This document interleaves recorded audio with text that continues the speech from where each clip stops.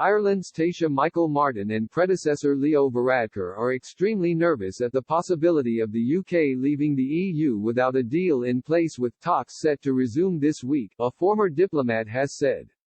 And Ray Bassett, who believes Dublin in the past had bet on Remain and lost, said Ireland's troubles were summed up by the fiasco over Phil Hogan's forced resignation as EU Trade Commissioner, agreeing with Mr. Varadkar's assessment it was now extremely unlikely the country would retain the influential portfolio once his successor is appointed. UK negotiator David Frost and EU counterpart Michel Barnier are due to meet in London this week, with Foreign Secretary Dominic Raab calling it a moment of reckoning. Mr. Frost yesterday warned Brussels the UK was not afraid to walk away if an agreement which includes commitments to key issues including fishing rights and state aid cannot be struck, while Prime Minister Boris Johnson is reportedly turning the screw by threatening to tear up sections of the withdrawal agreement relating to the Northern Ireland Protocol.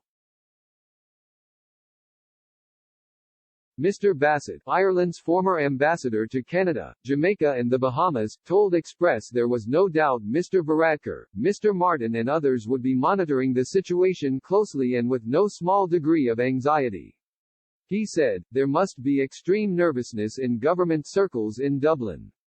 They bet heavily on the Remainers in London and have lost the bet. I think nobody can be in any doubt but that the demands Barnier is making on fisheries and on the EU having control of the EU state aids in Britain are undeliverable. The prospects do not look good for Ireland in 2021. Mr. Hogan was forced to quit after details emerged of a social function at a golf club in the west of Ireland which was attended by roughly 80 people, in breach of coronavirus restrictions banning indoor gatherings of more than 6, in a controversy rapidly dubbed Golfgate.